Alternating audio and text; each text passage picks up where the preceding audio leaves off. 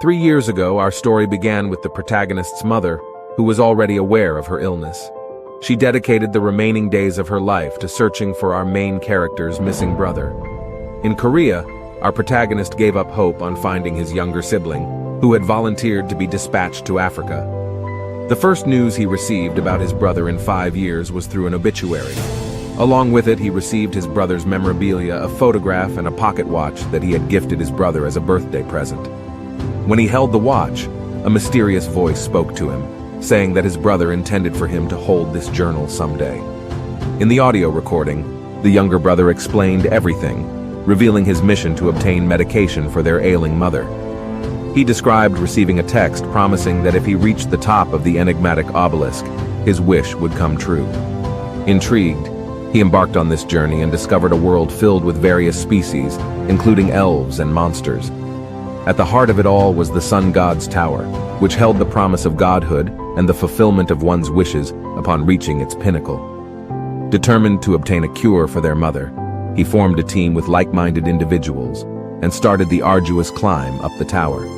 Their team, named Artia, quickly rose to prominence and became renowned for its prowess.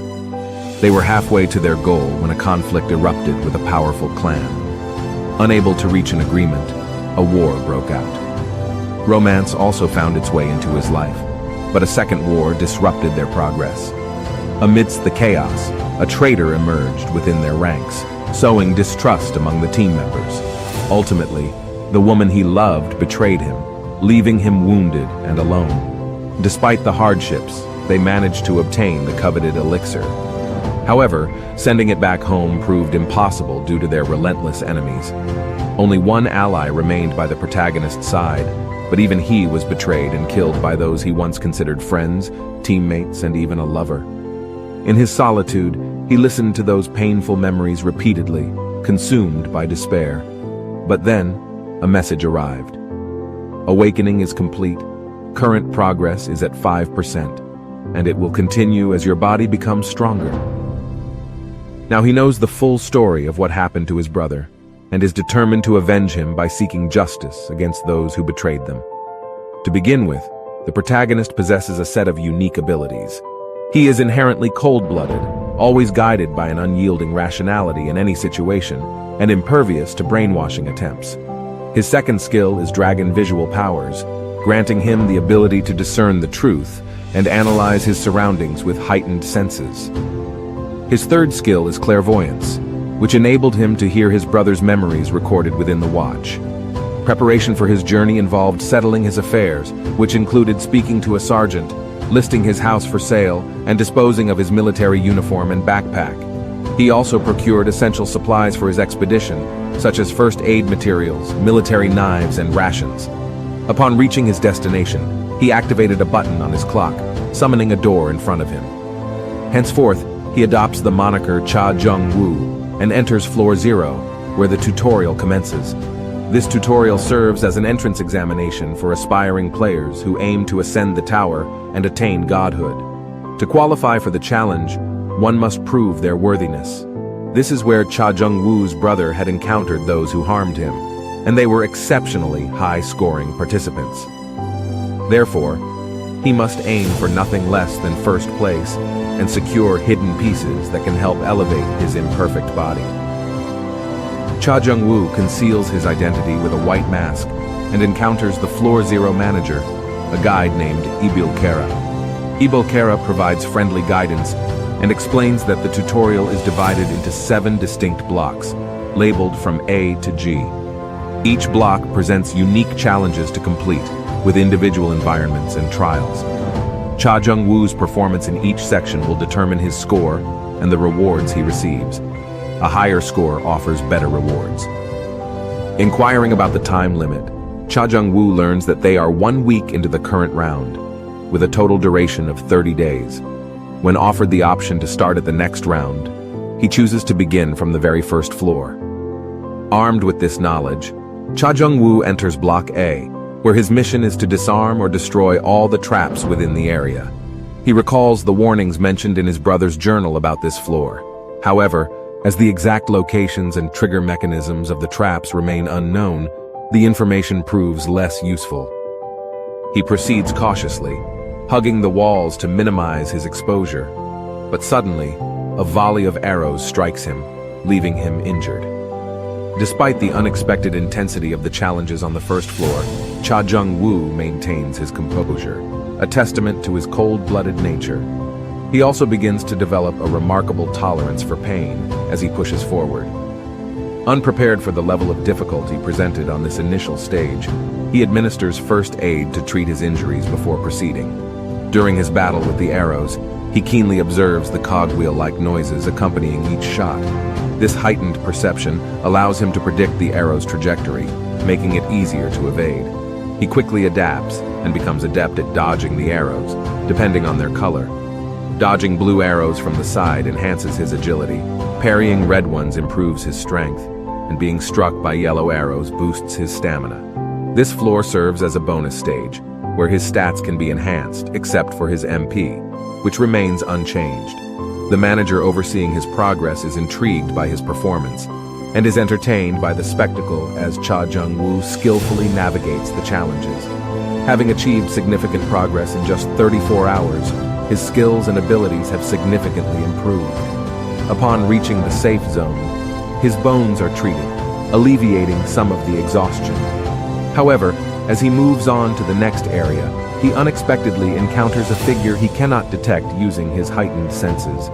The stranger introduces himself as A, and reveals that he operates as a mystery merchant, offering an array of items for purchase, including food, potions, skill books, and various artifacts. While browsing through the items, Cha Jung-woo's attention is drawn to a particular item, the reset ticket. The mysterious reset ticket offered by the enigmatic merchant promises the ability to return to a desired point in time. However, these tickets come at a high cost. Cha Jung-woo must offer all the stats he accumulated in Block A as payment for each reset ticket. Undeterred, he decides to purchase a total of 10 reset tickets, capturing the merchant's interest, as few players opt for these unique items. Cha Jung-woo utilizes the reset tickets one by one, each use accompanied by a feeling of his strength diminishing. Upon tearing the ticket, he is transported back to the starting point of his journey. With a strategy in mind to accumulate as many stats as possible, he embarks on the tutorial once more, completing it a total of 10 times. When he initially activates the Dragon Eye, his vision is drained of color, leaving him with a white background and black lines, a phenomenon known as Gaio, as described by his brother. Completing these runs takes him 4 hours this time, a significant improvement compared to the initial 34-hour endeavor. His stats have increased substantially, and his abilities continue to evolve.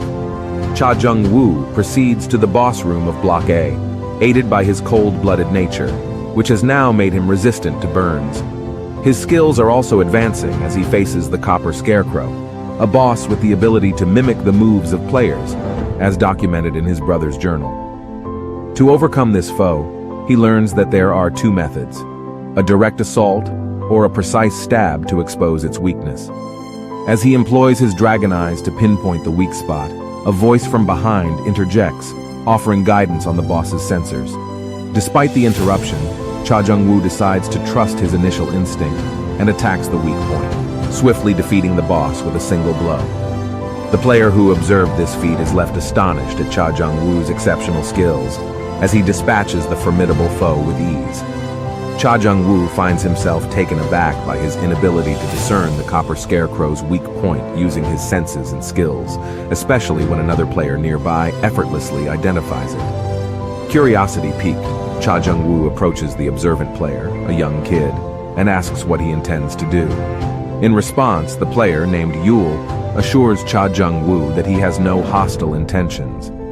Curious about how Yule managed to spot the copper puppet's weak point, Cha Jung-woo inquires.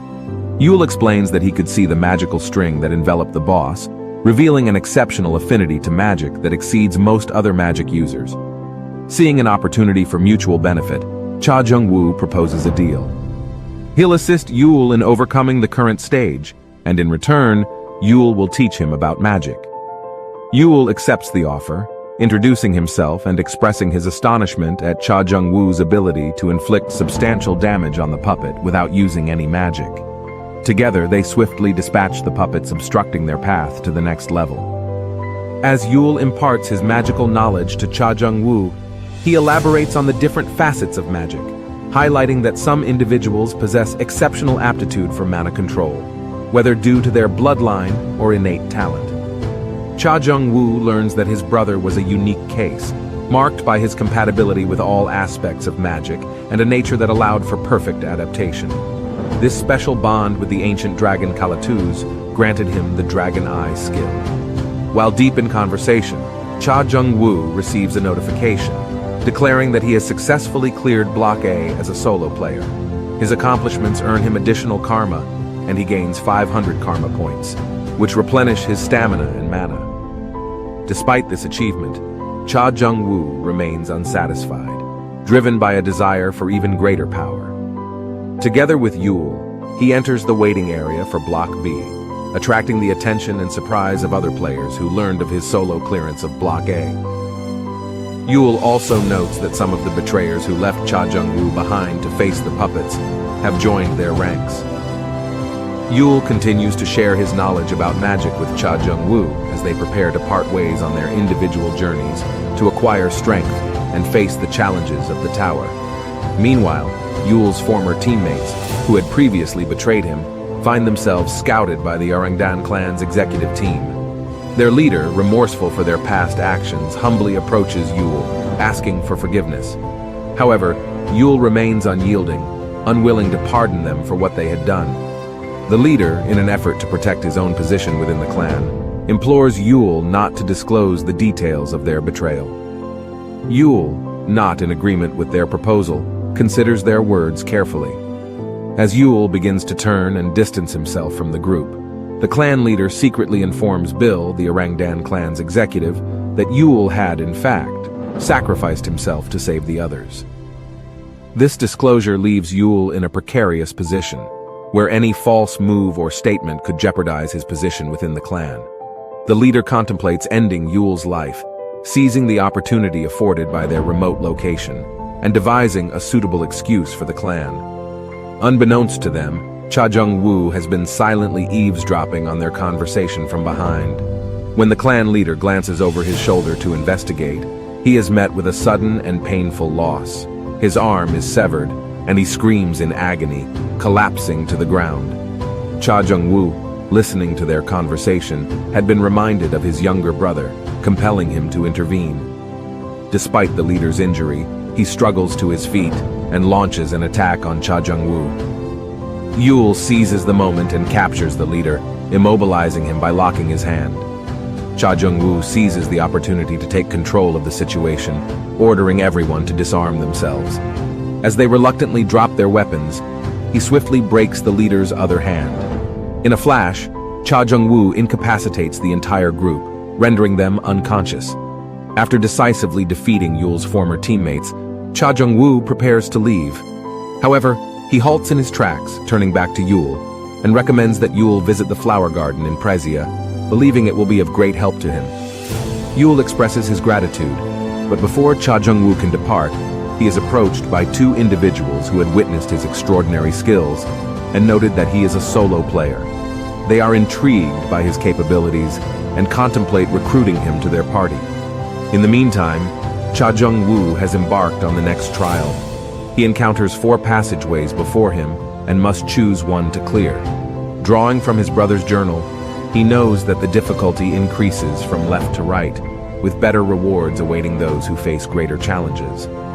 Opting for the rightmost door, the black door, he enters a new area. Beyond the black door, he discovers a hidden piece known as the Batory's vampiric dagger. Moving further into this area, he encounters a pond filled with water. The initial task is to safely traverse to the other side, but he quickly realizes the danger when a rock he throws into the water melts upon contact. He decides to use his Dragon Eyes skill, which reveals a secret passageway, and notifies him that he has discovered the hidden area known as the Room of Fire and Ice.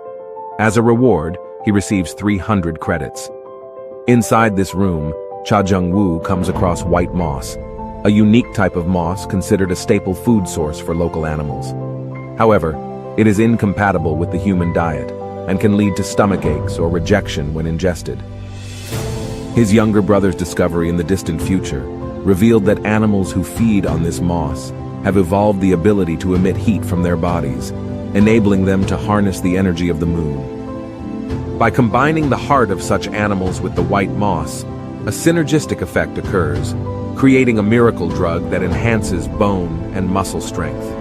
Just as Cha Jung-woo contemplates this newfound knowledge, a red centipede suddenly launches an attack from behind, creating a perfect, albeit dangerous, situation.